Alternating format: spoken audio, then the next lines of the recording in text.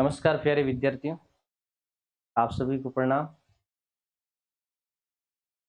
जो assistant professor syllabus विश्लेषण की हमारी श्रृंखला चल रही थी, उसमें एक बार फिर से अपन रूबरू हो रहे हैं। आपके अच्छे रेस्पॉन्स के बाद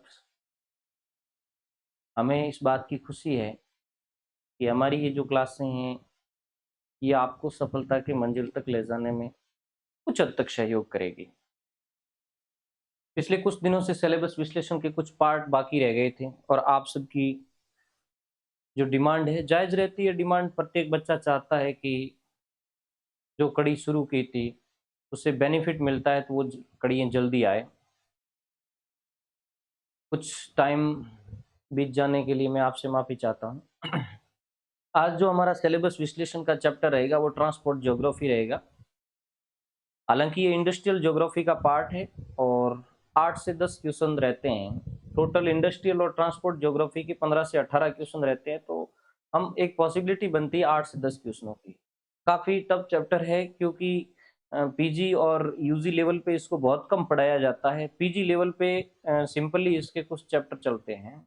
मैंने इस सिलेबस विश्लेषण में अच्छी खासी कोशिश की है कि अपन कहाँ से पढ़ें और किस चैप्टर पर ज़्यादा ध्यान दें। मैक्सिमम इसके बेसिक क्वेश्चन आते हैं और बेसिक तरीके से हम समझने का अच्छा प्रयास करेंगे।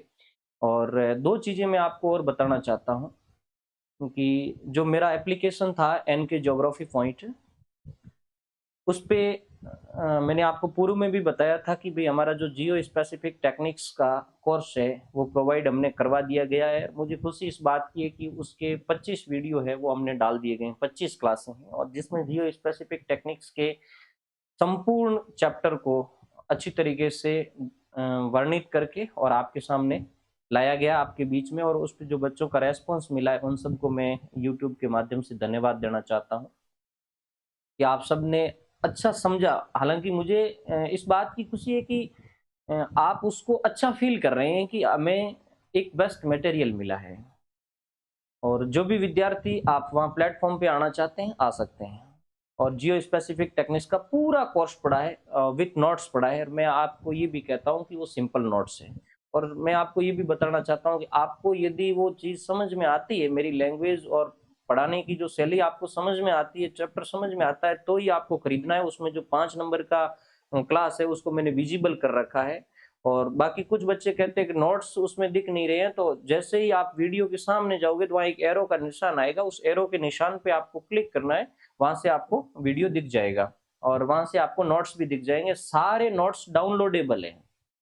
मैंने सिंपल नोट्स प्रोवाइड करवाए हैं, बच्चे के लिखे हुए नोट्स हैं, हाथ से लिखे हुए हैं और वो डाउनलोडेबल है। आप उसको डाउनलोड कर सकते हैं, प्रिंट निकाल सकते हैं, सारी हमने फैसिलिटी दे रखी है। और दूसरी जो बात मैं आपको बता रहा था कि जितने भी हमने सिलेबस विश्लेषण डाले उसमें आपने एक जो क्वेरीज रखी थी कि भाई इनकी जो पीडीएफ है, पैनल पीडीएफ है, वो हमें प्रोवाइड करवाए जाए। तो जो वीडियो यूट्यूब पे डाल दिए गए हैं अब उसको एडिट करना ये थोड़ा मेरे लिए टफ रहता है, हमारी टीम के लिए भी, क्योंकि इतना टाइम वह हम प्रोवाइड नहीं करवा पा रहे हैं। तो हमने इन सारे वीडियोस को एक कोर्स के रूप में एप्लीकेशन पे डाल रखा है और वहां उसके साथ पैनल पीडीएफ भी डाल रखी है। वो एक मिनिमम फीस में आपको प्रोवाइड हो जाएंगे। उसके बाद मैं उस कोर्स की आपको एक विशेषता बताना चाहता हूँ जो हमने सिलेबस एनालिसिस करके डाला है कि भाई ये सारी चीजें आपको यूट्यूब पे मिली हुई है। उसके बावजूद जो हमारा एक मिनिमम पैड चार्ज होता है वो मिनिमम पैड चार्ज आपको देना पड़ता है। तो हम उसके बदले में मैं ये कोशिश करूंगा कि एग्जाम यदि आगे खिंचक जाता है, पॉसिबिलिटी अच्छी बनती है आगे जाने की। और मैं तो यही चाहता हूँ कि भाई आरपीएससी क्लियर करें जल्दी, बच्चा हुआ कॉम में रहें। यदि एग्जाम आगे जाता है तो जितना समय मेरे पास मिलेगा उतने समय में मैं आपके कठिन से कठिन जो चैप्टर है उसमें मुझे लगेगा कि इसमें बच्चा कठिनाई फील करता है, उसको मैं एज ए क्लास पढ़ा करके उस कोर्स के अंदर डालूंगा। जो सिलेबस विश्लेषण का कोर्स है तो उसमें दोनों ही चैप्टर में, फर्स्ट और सेकंड चैप्टर में करीबन 40 से 50 ऐसे चैप्टर होंगे। वो आपको लगता है कठिन है, मेरे जो हमारा एप्लीकेशन है वहां बच्चों ने कुछ लिखा भी है, रिसर्च मेथोडोलॉजी का लिखा है, स्टैटिक्स का लिखा है, तो मैं उसकी जो टफ से टफ क्लास है वो मैं आपको प्रोवाइड करवा दूंगा ताकि आपका जो पैनल का फीस चार्ज आपने किया उसका आपको बेनिफिट मिल सके। बाकी उस कोर्स के बारे में अलग से वीडियो बनाऊंगा। और एक बात मैं अभी आपको ये भी बता देता हूं कि हम इंडिया ज्योग्राफी को लेकर के एक कोर्स लेकर के आ रहे हैं, भारत का भूगोल। और हम जीरो से लेकर के शिखर तक भारत का भूगोल बिल्कुल सिंपल लैंग्वेज में और एग्जाम को ध्यान में रखते हुए, प्रत्येक एग्जाम, इंडिया के किसी भी एग्जाम जो मानविकी विषयों से संबंधित है, एडमिनिस्ट्रेटिव या टीचर्स लाइन से रिलेटेड है, उनमें इंडिया ज्योग्राफी हर एग्जाम में पूछा जाता है। हम कोशिश करेंगे कि पूरा एग्जाम का सिनेरियो ध्यान में रखते हुए हम आपको क्लास प्रोवाइड करवाएंगे। वो कोर्स हम जल्दी शुरू करने वाले हैं। रिकॉर्डेड वीडियो आपको पर डे या सप्ताह में 5 वीडियो आपको मैं उपलब्ध करवाऊंगा। बहुत ही अच्छे कोर्स है। हमारी मंशा है कि एक मिनिमम रेट में बच्चा इंडिया ज्योग्राफी में कहीं पर भी आपको कठिनाई फील न हो, ऐसी हम कोशिश कर रहे हैं। आज ट्रांसपोर्ट ज्योग्राफी पे अपन थोड़ा डिस्कस कर लेते हैं। ट्रांसपोर्ट ज्योग्राफी में जैसे ही आप अपना सिलेबस खोलोगे तो आपको ट्रांसपोर्ट मॉडल मिलेंगे। और बच्चों की सबसे बड़ी शिकायत रहती है कि सर ट्रांसपोर्ट मॉडल को कहाँ से पढ़ें। और जहां तक मैंने समझा, मैंने 2 एग्जाम दिए हैं असिस्टेंट प्रोफेसर के। पहले एग्जाम में क्लियर नहीं हुआ, दूसरे एग्जाम में ट्रांसपोर्ट मॉडल मुझे नहीं मिले थे, तो मैंने हरिमोहन सक्सेना की इंग्लिश मीडियम की बुक खरीदी थी। और अपन को पता है कि अपन सब जो सामान्य हिंदी मीडियम से आते हैं उन्हें इंग्लिश मीडियम बहुत टफ होती है। तो काफी मैंने कोशिश करने के बाद 7 से 8 मॉडल निकाले और उस मॉडल में से 100% एक प्रश्न आता है।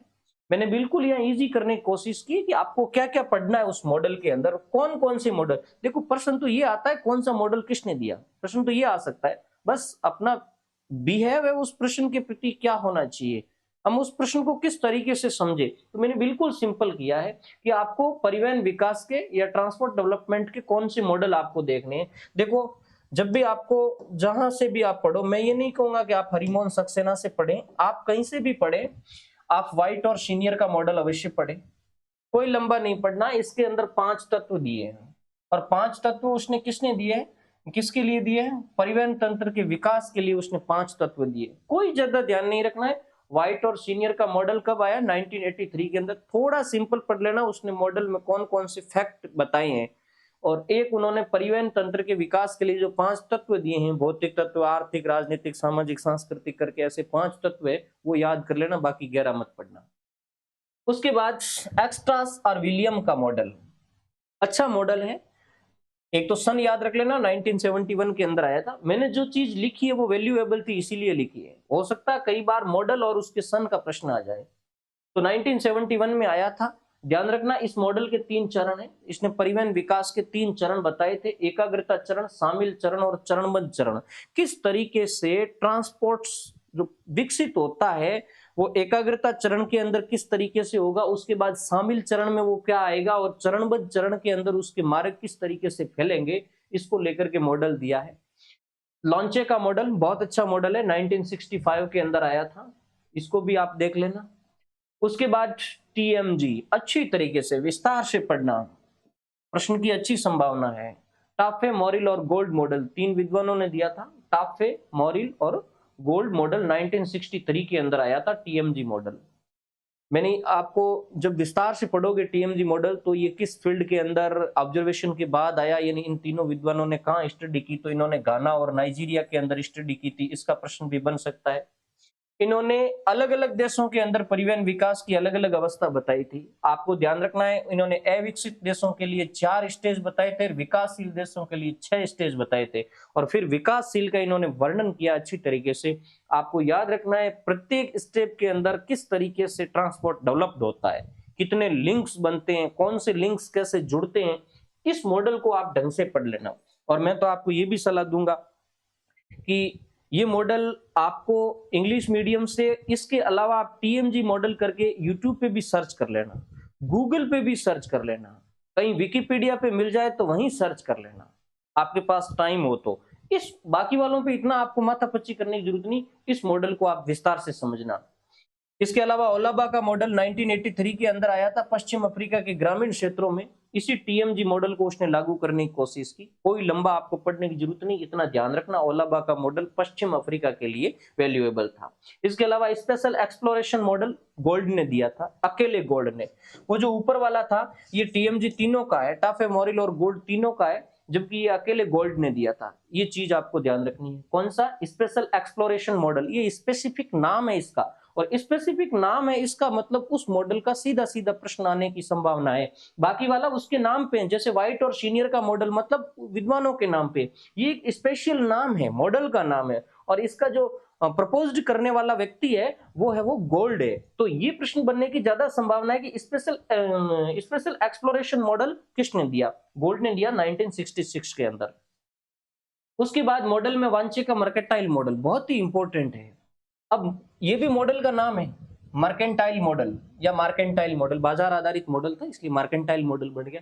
दिया किसने? वांचे ने। 1970 के अंदर 5 अवस्था है, केवल 5 अवस्था ही ध्यान रखना, पहली, दूसरी, तीसरी, चौथी, पांचवी। सीक्वेंशियल ध्यान रखना, नाम ध्यान रखना, यानी पहली का क्या नाम है, दूसरी का क्या नाम है, पहली में कौन सी आएगी, दूसरी में कौन सी आएगी, दैट इज क्लियर। उसके बाद रीमर मॉडल 1977 के अंदर आया था। इसमें विकासशील अर्थव्यवस्था के लिए इन्होंने एक्सप्लेन किया इस मॉडल को। 4 चरण के अंदर ये मॉडल, 4 चरण के अंदर परिवहन डेवलपमेंट का कंसेप्ट दिया गया है। चारों चरण ध्यान रखना है। उसके बाद ये तो मॉडल हो गए।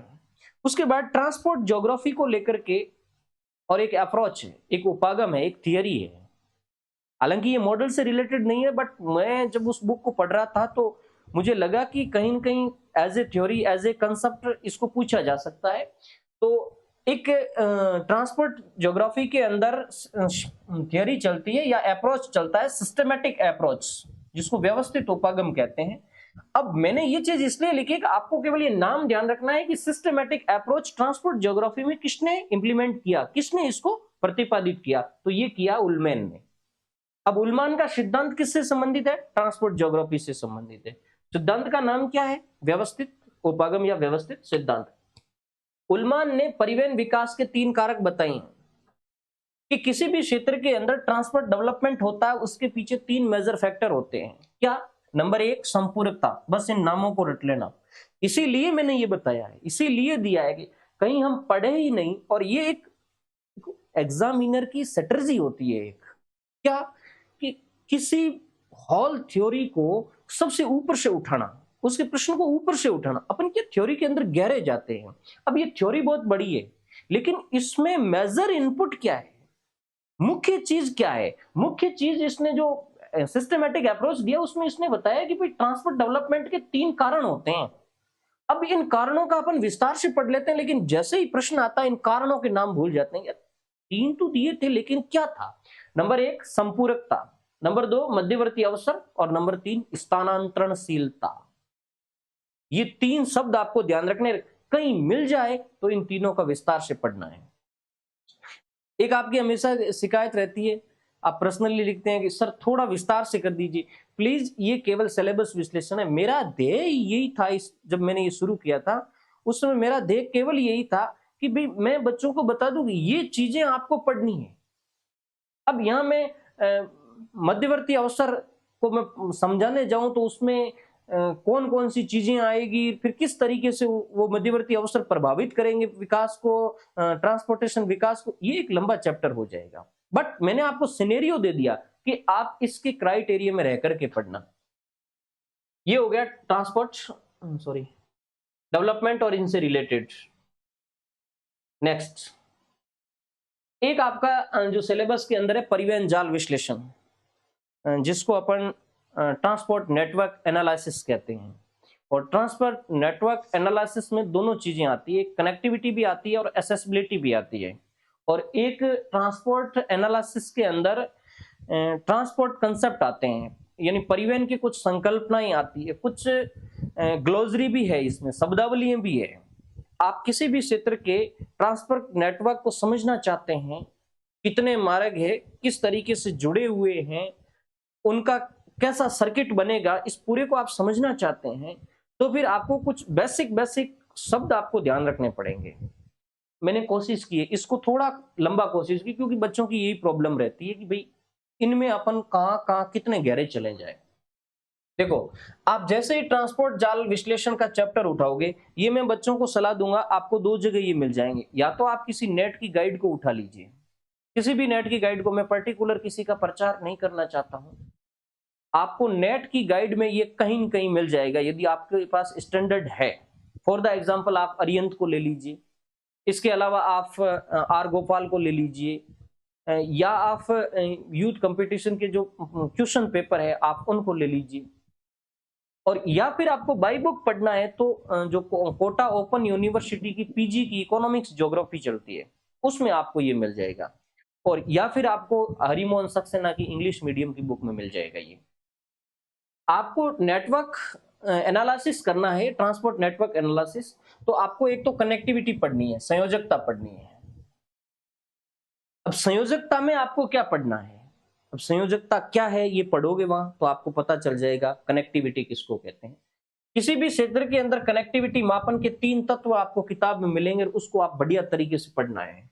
एक तो संयोजन संख्या यानी लिंक्स क्या है इसको पढ़ना है, एक केंद्र संख्या मतलब नोड्स क्या है जिसको वर्टेक्स कहते हैं, वर्टेक्स क्या है, एज क्या है। ये नाम मैंने इसलिए लिखे कि जब भी आप ट्रांसपोर्ट ज्योग्राफी को पढ़ोगे तो जो आपका कनेक्टिविटी नंबर है, आपका जो संयोजन नंबर है जिसको अपन लिंक्स कहते हैं या कड़ी कहते हैं, उसको हमेशा ई सिंबल से व्यक्त किया जाएगा, ई एज। और आपका जो सेंटर पॉइंट है जिसको हम नोड्स कहते हैं इंग्लिश में, उसको वर्टेक्स कहेंगे और वी से उसको सिंबॉलिक किया जाएगा। और एक जो पूरा नेटवर्क बनेगा उसके लिए ग्राफ शब्द यूज होता है, ग्राफ या उपग्राफ, जिसको जी या ग्राफ से इंगित किया जाता है। कनेक्टिविटी जैसे एक फील्ड के अंदर ये स्टेशन है, ये लिंक्स है, ये स्टेशन है, ये स्टेशन इस तरीके का है, यहां से एक मार्ग ऐसे जाता है, एक मार्ग ऐसे जाता है, तो ये जो पूरा एरिया है इस एरिया के लिए ये आपका ट्रांसपोर्ट नेटवर्क बन गया। इसके अंदर ये जो पॉइंट्स आ रहे हैं, पॉइंट्स मींस स्टेशन आ रहे हैं, ये स्टेशन वर्टेक्स है, वर्टेक्स है मतलब केंद्र है ये। और ये जो दो केंद्रों को जोड़ने वाली ये जो लाइन है, इस लाइन को ट्रांसपोर्ट ज्योग्राफी में कहते हैं संयोजन। संयोजन का मतलब लिंक्स, लिंक्स का मतलब एज, तो इसको अपन ई से व्यक्त करेंगे। और बहुत सारे नोड्स और लिंक्स आपस में मिलकर के और एक ग्राफ बनाएंगे, ये एक सिस्टम बना है, इसको कहते हैं ग्राफ। अब इन 3 चीजों को समझ के ही किसी क्षेत्र का नेटवर्क एनालिसिस किया जा सकता है। ग्राफ को थोड़ा ढंग से पढ़ना, क्या ग्राफ के प्रकार पढ़ने हैं, ढंग से पढ़ने का मतलब मैंने बता दिया आपको, ग्राफ के प्रकार पढ़ने आपको स्पष्टता इनकी परिभाषा आनी चाहिए। और इसकी टेक्निकल परिभाषा है, बिल्कुल क्लियर है। आप समतल ग्राफ किसे कहेंगे, असमतल ग्राफ किसे कहेंगे, आप टाइप भी ले सकते हैं, डेफिनेशन भी। तो ग्राफ के प्रकार में आपको समतल ग्राफ, असमतल ग्राफ पढ़ना है, दिशाबोध ग्राफ, दिशाहीन ग्राफ, संयुक्त ग्राफ, असंयुक्त ग्राफ, भारित ग्राफ, अभारित ग्राफ। जहां भी मिले विद्यार्थियों, किताब में मिले, किताब से इनकी डेफिनेशन। अब आप कहोगे सर किताब में नहीं, हमने कहीं पढ़ा ही नहीं है, आप विकिपीडिया पे चले जाइए, गूगल पे चले जाइए, यदि आपको बढ़िया तैयारी करनी है तो, क्योंकि मैंने ये किया है। चीज आपके सामने जो आज समस्या फेस हो रही वो मेरे सामने भी किसी समय हुई थी, तो मैंने कहीं से इसको जुटाया था, तब जाकर के मैं इसकी डेफिनेशन को क्लियर कर पाया था। और हाँ, ये जो चीजें आपको दिख रही है, मैं कोशिश ये करूंगा कि ये सारी चीजें जो डिफिकल्ट है और मुझे लगता है कि ये मुझे बहुत कठिनाई से मिली, मैं उसको उस कोर्स में डालने वाला हूं जो मैंने अभी अभी लॉन्च किया है, सिलेबस विश्लेषण का। हाँ, अभी उसके अंदर सारे वीडियोस मेरे वही है जो यूट्यूब पे डाले हुए हैं, और आगे भी 4-5 और वीडियो जो यूट्यूब पे डाले हुए उसको मैं वहां डालूंगा, लेकिन वहां पैनल पीडीएफ मिलेगी। उसके बाद मैं हमेशा ये कोशिश करूंगा कि जो जैसे टफ है, मुझे लगा कि ये चीज टफ है, तो उसका मैं समय दर समय क्लास बना करके उसमें प्रोवाइड करवाऊंगा। इसके अलावा आपको एक चीज सर्किट ध्यान रखनी है, परिपथ क्या है। सर्किट के अंदर सर्किट की परिभाषा और सर्किट के प्रकार, यानी परिपथ का अर्थ, परिपथ की परिभाषा और परिपथ के प्रकार। इसके अलावा एक प्रदेश भी देखना है, रीजन क्या है, ये मिल जाएगा आपको उसके अंदर, कोटा ओपन यूनिवर्सिटी वाली में। इसके अलावा पथ, पथ क्या है, देखो पथ के अंदर भी आपको 3-4 चीजें अलग अलग देखनी है। एक तो पथ की परिभाषा, एक मार्ग क्या है, पथ मार्ग, एक पथ की लंबाई और एक पथ की दूरी, ये सब अलग अलग टेक्निकल शब्दावलियां हैं और सब आपको अलग अलग तैयार करनी है। जैसे ही क्वेश्चन आ जाए और वो परिभाषा आपको लगे कि नहीं ये पथ लंबाई की है और उसमें ऑप्शन पथ लंबाई पथ दूरी दोनों आता है, तो हम जस्टली उसको क्लियर कर पाएंगे कि ये पथ लंबाई है, मैंने पढ़ा हुआ है पहले से। तो इन चारों, ये कंफ्यूजन करने वाले हैं आपको, तभी मैंने आपको लिखा है कि ये आपको कंफ्यूज करेंगे, इसलिए इन चारों की डेफिनेशन आप अलग से तैयार कर लेना। इसके अलावा आपको एक कॉनिंग संख्या यानी सह संख्या, ये भी आपको उसमें कंसेप्ट मिलेगा। सह संख्या में क्या है, एक तो आपको इसकी परिभाषा ध्यान रखना, और सह संख्या कॉनिंग नंबर कैसे निकाला जाता है, ये आपने पूर्व में पढ़ा भी होगा, ऐसा तो नहीं है कि सारी चीजें पहली बार आ रही है। इसके अलावा जाल, व्यास का जाल, देखो वैसे जाल नेटवर्क के लिए भी आता है, सॉरी जाल का व्यास है वो विस्तार के लिए भी आता है, रेंज के लिए भी आता है, लेकिन यहां आपको एक शब्द मिलेगा डायामीटर्स। अब आपने तो व्यास ही व्यास पढ़ा है, डायामीटर शब्द पढ़ा ही नहीं है, वहां स्पेसिफिक डायामीटर शब्द यूज कर लिया जाता है एग्जामिनर के द्वारा। तो आपको ये ध्यान रखना है कि डायामीटर क्या है, डायामीटर कैसे निकाला जाता है, और एक चित्र दे दिया जाता है जिसमें बहुत सारे लिंक्स है और बहुत सारे है वो नोड्स है, और आपको कह दे कि इसका डायामीटर निकालिए, इसकी पथ दूरी निकालिए, इसकी पथ लंबाई निकालिए। तो ये सारी चीजें मैंने केवल याद दिलाई कि भाई इस पर आपको ज्यादा जोर देना है। इसके अलावा एक कनेक्टिविटी के टाइप्स आपको और चैप्टर मिलेगा, संयोजकता के प्रकार। पीटर हैगेट नाम का विद्वान हुआ जिसने 4 तरह की संयोजकता बताई है। अब प्रश्न तो ये आ जाए निम्न में से कौन संयोजकता है, कौन संयोजकता नहीं है। ये 4 प्रकार की संयोजकता है, ध्यान रखना। एक तो है पथ संयोजकता, जिसको पथ कनेक्टिविटी कहते हैं। एक है साखित संयोजकता। साखित संयोजकता का मतलब होता है पथ संयोजकता में एक सिंपली विस्तार होता है इस तरीके से, शाखित संयोजकता में यूं शाखाएं भी निकली होती है, लेकिन मैं तो केवल आपको चित्र बता रहा हूं, आपको वहां विथ डेफिनेशन ध्यान रखना है। इसके अलावा प्रकोष्ठ या अवरोध संयोजकता, जिसमें बंद होती है पूरी, एक स्थान से शुरू होकर के और दूसरे की तरफ जाती है। और एक है परिपथ संयोजकता, जिसके अंदर एक पूरा सर्किट बनता है, एक पूरा कोष्ठ बनता है, कोष्ठ मतलब सेल बनता है। तो ये चारों क्या है, इनकी परिभाषा कैसे, परिभाषा के साथ साथ पथ संयोजकता का चित्र भी आपको ध्यान रखना है। फिर पथ संयोजकता के अंदर नोड और केंद्र किस तरीके से हैं, ये भी आपको ध्यान रखना है। उसके बाद नेटवर्क एनालिसिस, आप किसी भी क्षेत्र के ट्रांसपोर्ट्स का नेटवर्क एनालिसिस करना चाहते हैं तो आपको कुछ सूचकांक तय करने होंगे, और उसी की सहायता से आप नेटवर्क एनालिसिस कर सकते हैं। अब मोटी मोटी चीज आपको ये देखना है कि जाल विश्लेषण के सूचकांक कौन से हैं, ये विस्तार से पढ़ने हैं ये सारे सूचकांक, क्योंकि सारा जाल का विश्लेषण इसी पे चलता है। तो जाल विश्लेषण में 2 तरह के सूचकांक हैं, आप किताब में मिल जाएंगे। एक तो होता है रेशियो इंडेक्स, और एक होता है नॉन रेशियो।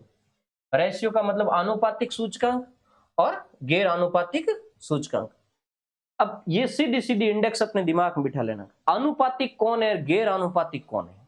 कई बार प्रश्न तो ऐसे आ जाता है कि निम्न में से कौन आनुपातिक सूचकांक है, निम्न में से कौन गैर आनुपातिक सूचकांक है। आनुपातिक में कौन आएगा, अल्फा, बीटा, गामा, ईटा, पाई, आयोटा और थीटा। क्लियर, ये नाम आपको ये है क्या, आपने पढ़े होंगे ज्योग्राफी बुक के अंदर जब आपने नेटवर्क एनालिसिस किया। तो नहीं है तो आपको कोटा ओपन वाली मिल जाएंगे, हरिमोहन सक्सेना मिल जाएंगे। इन पर जोर देना जरूरी है, और इनका पढ़ना क्या क्या है आपको बताऊं, अल्फा, बीटा, गामा, ईटा, पाई, आयोटा, थीटा, इन सब की एक तो परिभाषा पढ़नी है, एक इसका फॉर्मूला पढ़ना है, ये सब निकाले जाते हैं सूचकांक, और एक इसकी विशेषता पढ़नी है, अल्फा की क्या विशेषता है, बीटा की क्या विशेषता है। परिभाषा आपको हर चीज की ध्यान होनी चाहिए। जैसे मैं एक सिंपल सा एग्जांपल बताता हूं, एक प्रश्न आ गया कि किसी भी परिवहन जाल के अंदर संयोजकों व केंद्रों के मध्य अनुपात व्यक्त करता है, संयोजकों व केंद्रों के मध्य अनुपात व्यक्त करता है। अब आपके दिमाग में परिभाषा तैयार की हुई है कि कौन सा जो रेशियो है वो केंद्र और संयोजक, केंद्र मींस वर्टिक्स जिसको नोड्स कहते हैं, स्टेशन, और संयोजक, संयोजक मतलब लिंक्स जिसको हम एज कहते हैं, इसके मध्य अनुपात कौन व्यक्त करता है। तो इसके मध्य अनुपात व्यक्त करता है बीटा, ये डेफिनेशन है। सबकी अपनी अपनी डेफिनेशन ध्यान रखना, सबका अपना अपना सूत्र ध्यान रखना, प्रत्येक का अपना सूत्र है। तो अल्फा, बीटा, गामा, ईटा, पाई, आयोटा, थीटा ये अनुपातिक है। गैर अनुपातिक कौन है, साइक्लोमेट्रिक नंबर, बहुत ही इंपॉर्टेंट है। देखो कुछ किताबें क्या करती है, साइक्लोमेट्रिक नंबर को इधर डाल देती है, क्यों डालती है वो भी मैं आपको बता दूंगा। इधर कॉनिंग संख्या और डायामीटर 2 रह जाते हैं आपको, क्योंकि मैंने हरिमोहन सक्सेना का रेफरेंस दिया है, हो सकता है इससे बढ़िया कोई ऑथर और आरपीएससी उसको मान ले, बट जहां तक मैं समझता हूं, मैं कोई ट्रांसपोर्ट ज्योग्राफी का एक्सपर्ट हूं नहीं। जो हरिमोहन सक्सेना हिंदी ग्रंथ अकादमी से बुक निकालते हैं, उन्होंने गैर आनुपातिक के अंदर साइक्लोमेटिक नंबर लिखा है। लेकिन कुछ किताबें ऐसी है, वो क्या करती है कि एक विद्वान था, ये प्रश्न भी आता है, कांस्की नाम का एक विद्वान था। कांस्की ने कुछ जो इसने हरिमोहन सक्सेना भी उसको लिखा है कि कांस्की ने कुछ जाल विश्लेषण के सूचकांक दिए। अब एक प्रश्न ये भी पूछा जा सकता है कि निम्न में से कौन से सूचकांक कांस्की ने प्रतिपादित किए। कांस्की ने सूचकांक दिया अल्फा, बीटा, गामा, ईटा, पाई। भाई हरिमोहन सक्सेना के हिसाब से मैं कह रहा हूं कि आनुपातिक के अंदर तो ये दिया, आयोटा और थीटा का कांस्की से उल्लेख नहीं मिलता है, और गैर आनुपातिक में उसने साइक्लोमेटिक नंबर दिया। क्लियर? अब ये प्रश्न आपका क्लियर हो गया कि कांस्की ने कौन कौन से सूचकांक दिए, अल्फा, बीटा, गामा, ईटा, पाई और साइक्लोमेटिक नंबर। एक किताब देखो, मैं भी कंफ्यूज हुआ, एक किताब ये लिखती है, शायद मैंने किसी गाइड्स के अंदर पढ़ा था, बच्चे ने मेरे को भेजा था कि सर ये कंफ्यूजन क्यों है।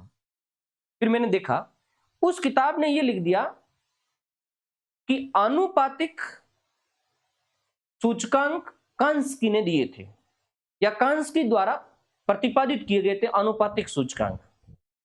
चलो उसमें लाइन तो गलत नहीं है, इसका मतलब ये नहीं हुआ कि कांस्की केवल आनुपातिक ही दे रहा है, गैर आनुपातिक नहीं दे रहा है, ये तो नहीं हुआ ना। फिर एक चीज उसमें और आई कि कांस्की ने आनुपातिक सूचकांक दिए, लेकिन उसने पूरा ये नहीं कहा कि भाई आयोटा और थीटा को कांस्की ने नहीं दिया। और आयोटा और थीटा के जो बहुत ही कम वर्णन मिलता है, हरिमोहन सक्सेना भी उसका वर्णन नहीं करते हैं आयोटा और थीटा का। अरिहंत की बुक में जरूर आपको आयोटा और थीटा का मिल जाएगा। तो हमें ये दिमाग में बिठाना है कि कांस्की ने कौन कौन से दिए, ये नहीं कि केवल अनुपातिक ही दिए। अनुपातिक में आयोटा और थीटा दोनों नहीं दिया है, बाकी अल्फा, बीटा, गामा, ईटा, पाई दिया है, और इधर से साइक्लोमेटिक नंबर दिया है। That is clear. अब तब क्या होता है कि भाई कांस्की क्या दे रहा है, क्या अनुपातिक दे रहा है, इसका मतलब साइक्लोमेटिक नंबर को भी आपने किस में मान लिया, अनुपातिक में। जबकि साइक्लोमेटिक आप नंबर निकालोगे तो वो नॉन रेशियो है, उसमें किसी का अनुपात नहीं निकलता है। आप निकाल करके पता लगाना, वो रेशियो नहीं है, वो एक प्रकार का कंसेप्ट है। चलो, तो ये चीज थोड़ा अपने दिमाग में क्लियर कर लेना। बाकी इनका फॉर्मूला वेरी इंपॉर्टेंट है, बहुत ही इंपॉर्टेंट है कि इनका फॉर्मूला अल्फा का, बीटा का, गामा, ईटा, पाई, आयोटा, थीटा, सबका अपना अपना फॉर्मूला है। जैसे बीटा की जो मैंने परिभाषा बताई थी कि भाई बीटा है वो एक प्रकार का अनुपातिक संबंध है, किस किस के बीच में है, कि ये एज और वर्टेक्स के बीच में। तो हमेशा बीटा का फॉर्मूला आप जहां भी देखोगे बी बराबर ई बटे वी मिलेगा, एज बटे वर्टेक्स मिलेगा। अल्फा का भी अपना फॉर्मूला है E minus V plus G, E minus V plus G बट्टे 2v-5, ये मिलेगा आपको। तो ये भी अपने आप में एक प्रकार का रिलेशन है, रेशियो है। आप कहोगे सर ये ई वी क्या है, ई का मतलब तो हुआ एज, यानी किसी भी नेटवर्क विश्लेषण के अंदर एज है, एज में से वर्टेक्स घटा दो और वर्टेक्स के अंदर ग्राफ की संख्या जोड़ दो। एक आपको सर ग्राफ की संख्या मतलब, अब पढ़ लेना ग्राफ क्या चीज होती है। यदि नेटवर्क दो भागों में टूटा हुआ है तो ग्राफ दो बनेंगे, नेटवर्क पूरा एक कॉमन है तो ग्राफ एक बनेगा, और उसके अंदर आपको डिवाइड कर देना है। डिवाइड किससे करना है कि वर्टेक्स को 2 से गुणा करके -5 कर दो। ये तो ये जब भाग और इस तरीके का आता है तो ये तो रेशियो बन गया ना। इसी तरीके से गामा का है, गामा का शायद होगा ई बटे 3v-2, ई बटे 3v-2।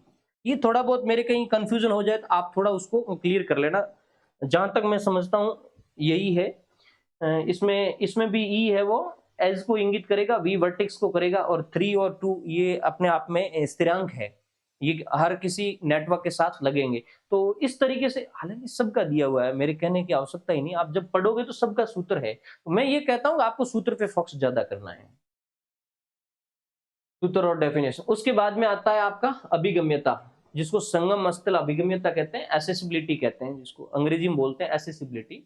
आप डेफिनेशन अच्छी तरीके से तैयार कर लेना, एसेसिबिलिटी क्या है। वैसे सिंपली एसेसिबिलिटी केंद्र और संयोजन का संबंध है।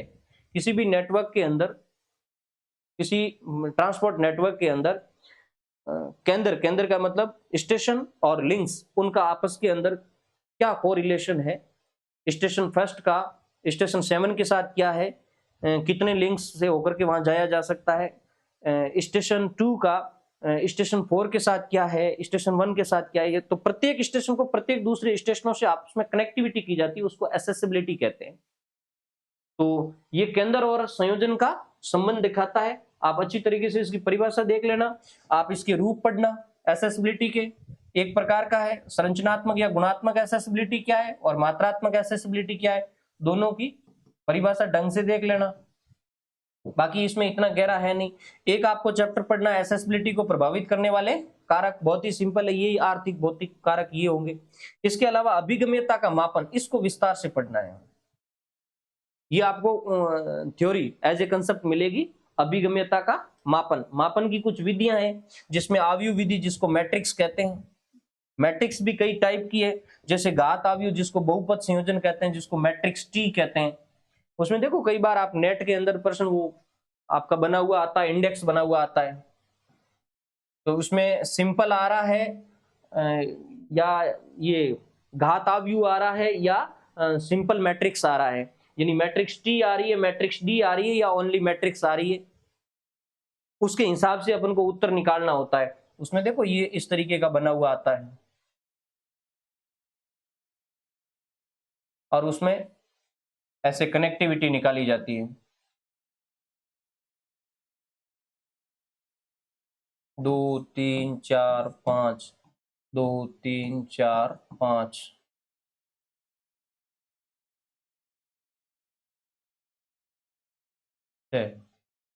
6। और इसमें जैसे ये सिंपल मैट्रिक्स होता है, तो उसमें हमेशा एक स्टेशन के साथ कोई लिंक्स नहीं होता है। स्टेशन 1 का स्टेशन 1 के साथ कोई लिंक नहीं होता, तो यहाँ हमेशा 0 आता है। स्टेशन 1 का 2 के साथ, वो आपको देखना है कितने चैनल से होकर के जाया जा सकता है, 1 चैनल से, 2 चैनल से, कितने चैनल से। अब जैसे ये सिंपल है, तो सिंपल के अंदर तो 1 मार्ग ही माना जाता है। आप एक स्टेशन से दूसरे से तीसरे पे जा रहे हो, तो नॉट इज, ये कनेक्टिविटी 1 के बाद 2 में नहीं आएगी, ओनली 1 कनेक्टिविटी रहेगी। ये तो आप जब इस मैट्रिक्स को पढ़ोगे तब आपको पता चलेगा।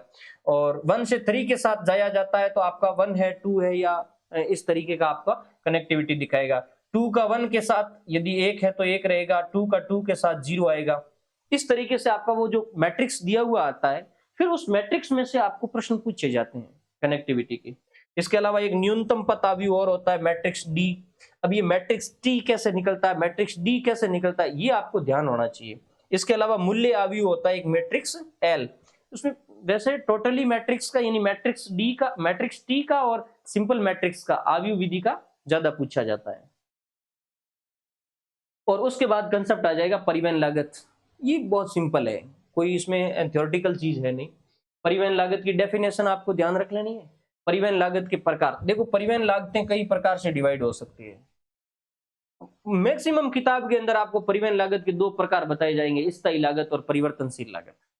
ऐसा नहीं है, परिवहन लागत को क्लासिफिकेशन करने के अलग अलग आधार है। जैसे आप वस्तु के आधार पे कर सकते हैं, भाई आपकी वस्तु भार वाली है, कम भार वाली है, तो उसमें परिवहन कम या ज्यादा हो सकती है, उस आधार पे डिवाइड हो सकती है। दूरी के आधार पे परिवहन लागत वर्गीकृत होती है, टाइम के आधार पे भी परिवहन लागत वर्गीकृत होती है।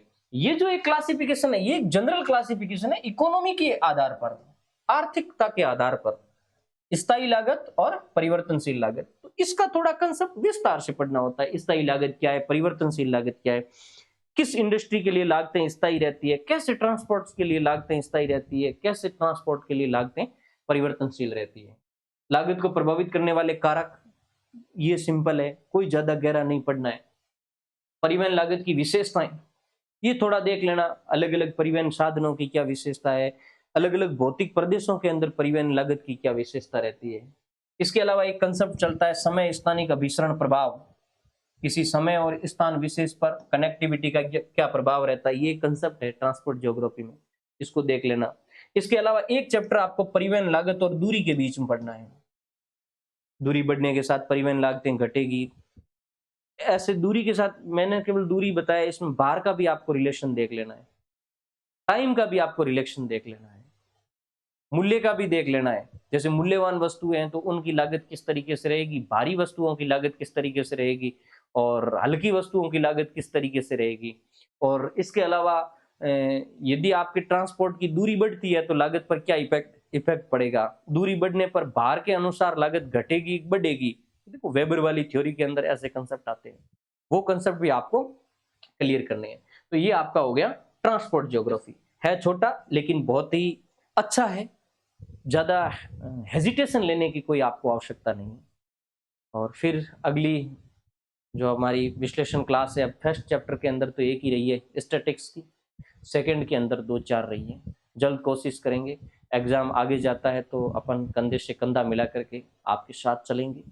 और जिस भी विद्यार्थी की आप इच्छा है तो आप हमारे एप्लीकेशन पे जाइए, गूगल प्ले स्टोर पे जाकर के NK ज्योग्राफी पॉइंट नाम से सर्च करिए। और इसके अलावा वीडियो के नीचे डिस्क्रिप्शन में मैंने सारा लिखा है, हमारा व्हाट्सएप पेज भी है, हमारा इंस्टाग्राम का पेज भी है, आप उन पर भी जाइए, आपको समय समय पर सूचनाएं मिलेगी और वैल्यूएबल चीज़ें आप तक हम पहुंचाने की कोशिश करेंगे। धन्यवाद।